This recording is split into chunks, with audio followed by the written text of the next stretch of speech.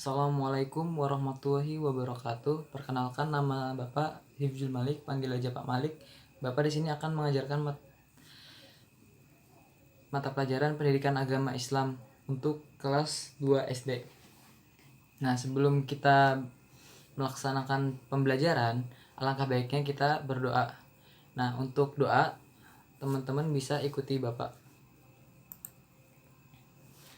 Bismillahirrahmanirrahim. Raditu billahi robba wa bil islami dina wa bi muhammadin nabiyya wa rasula rabbi jibni ilma warjukni fahma. Yang artinya, kami ridho Allah Subhanahu wa Ta'ala sebagai Tuhanku, Islam sebagai agamaku, dan Nabi Muhammad sebagai Nabi dan Rasul. Ya Allah, tambahkanlah kepadaku ilmu dan berikanlah aku pengertian yang baik. Amin. Kita mulai aja pelajaran hari ini. Untuk pelajaran pertama, yaitu sikap jujur atau sikap Nabi Muhammad yang perlu kita teladani. Nah, pertama ada kisah Isra Mi'raj. Udah ada yang tahu Isra Mi'raj itu apa? Atau gimana ceritanya? Kalau belum, mari disimak dengan baik ya teman-teman. Nah, Isra Mi'raj itu adalah suatu masa di mana Rasulullah SAW hijrah dari Masjidil Haram ke Masjidil Aqsa dalam waktu yang sangat-sangat singkat. Di masa itu yang belum ada mobil, belum ada pesawat. Jadi kalau saat ini kita dari Kalimantan mau ke Jawa butuh waktu 1 jam. Nah, kalau dulu itu bisa berhari-hari, bahkan bisa tersesat. Nah, tapi ini enggak. Rasulullah cuma butuh waktu 1 malam untuk dari Masjidil Haram, dari Mekah ke Palestina, Masjidil Aqsa gitu. Dari Masjidil Aqsa, Rasulullah melanjutkan perjalanannya ke Sidratul Muntaha. Untuk apa? Nah, di singgasana Allah Subhanahu wa Ta'ala, Rasulullah diberikan tugas untuk melaksanakan sholat 5 waktu. Nah, terus ada salah satu hal yang membuat orang-orang di zaman itu tidak percaya bahwa Rasulullah bisa melaksanakan perjalanan yang sangat jauh dari Mekah ke Palestina dalam waktu sangat singkat, apalagi sampai bertemu dengan Allah di singgasananya. Tapi ada satu sahabat Nabi yang sangat percaya dengan cerita itu, yaitu Abu Bakar As-Siddiq, sahabat Nabi pertama yang percaya atas apa yang dikisahkan oleh Rasulullah.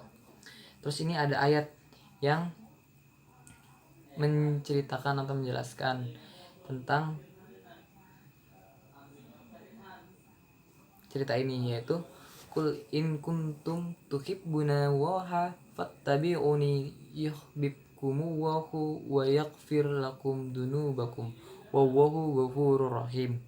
Yang arti katanya, katakanlah, jika kamu benar-benar mencintai Allah, ikutilah aku, niscaya Allah mengasihi dan mengampuni dosa-dosamu. Allah Maha Mengampuni lagi Maha Penyayang. Nah, dari situ dijelaskan bahwa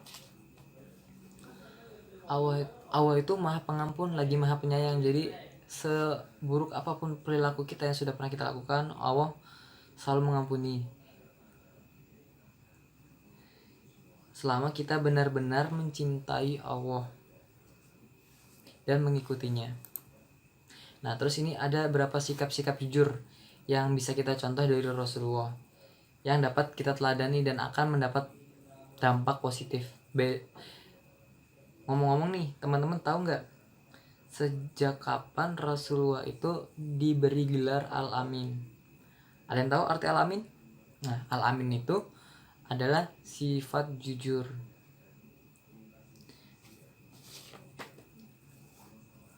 Atau sifat yang dapat dipercaya. Terus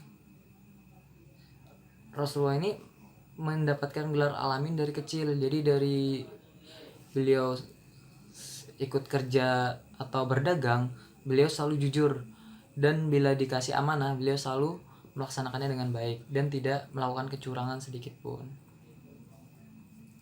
Nah, dari sikap jujur ini Rasulullah terhindar dari sifat-sifat sombong, kedurhakaan, yang nanti tempatnya orang-orang sombong dan durhaka itu ada di nerakanya Allah Subhanahu wa taala.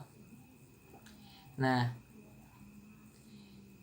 dari sifat-sifat jujur ini kita dapat tertanam di dalam diri kita, yaitu sifat amanah seperti yang dimiliki Rasulullah. Terus tidak curang meskipun dalam keadaan apapun, misalnya waktu ujian atau waktu dikasih tugas dari sekolahan atau dari orang tua. Bukannya mencontek, karena mencontek itu adalah perilaku curang. Nah, kalau dikasih tugas berarti dikerjakan. Kalau memang disuruh sendiri, kerjakan sendiri. Tapi kalau memang boleh dibantu, maka dipersilakan untuk dibantu, tapi tidak untuk mencontek. Terus jujur kepada Allah Subhanahu wa taala. Ingat, Allah itu Maha tahu. Lagi Maha tahu. Jadi Allah tidak mungkin tidak tahu apa yang sudah dilakukan hambanya. Jadi lebih baik kita jujur, karena jujur kepada Allah itu adalah hal terbaik daripada kita berbohong, karena percuma kita berbohong karena Allah selalu tahu apa yang dilakukan oleh hamba-hambanya. Terus ada jujur kepada diri sendiri. Kenapa sih kita harus jujur kepada diri sendiri? Kalau kita nggak jujur kepada diri sendiri, gimana orang lain bisa percaya sama kita, sedangkan kita sering membohongi diri sendiri. Jadi kalau bisa, katakan bisa. Kalau tidak, katakan tidak bisa. Baik itu dalam kehidupan sehari-hari dan lain sebagainya. Terus jujur terhadap orang tua. Jadi kalau ditanyain orang tua tentang nilai, tentang sekolah, tentang apapun itu, jangan pernah berbohong. Karena berbohong itu bukan sifat yang bisa kita teladani dari Rasulullah. Rasulullah tidak pernah berbohong. Rasulullah selalu jujur pada orang tua. Terus jujur terhadap teman. Nah, teman. Jadi kita kalau udah jujur, jangan pernah sekalipun untuk berbohong, karena sifat jujur ini akan melahirkan 6 sifat ini. Dengan jujur kepada diri sendiri akan diikuti dengan sifat-sifat baik lainnya, maka jangan pernah tidak jujur dalam menjalani hidup. Nah, untuk pelajaran hari ini mungkin sekian. Kalau ada salah kurang lebihnya Bapak minta maaf. Itu aja dari Bapak. Tapi sebelum kita menutup pelajaran hari ini, alangkah baiknya kita sama-sama berdoa. Tapi teman-teman bisa dibaca yang ada di PPT nanti, ada gambar sendiri. Itu doanya kita baca sama-sama ya. Ikutin Bapak. Bismillahirrahmanirrahim. Rabbana anfa'na bima alamtana alladzi yanfa'una wazidna ilman walhamdulillahi ala kulli halin. Amin. Nah, yang artinya, ya Tuhan kami, jadikanlah ilmu kami ilmu yang bermanfaat. Ajarkan kami apa-apa yang bermanfaat bagi kami, serta tambahkanlah ilmu bagi kami. Segala puji hanya bagi Allah Subhanahu wa taala dalam setiap keadaan. Itu untuk arti doa yang sudah kita baca tadi. Sekian, terima kasih dari Bapak. Wal akhir. Wassalamualaikum warahmatullahi wabarakatuh.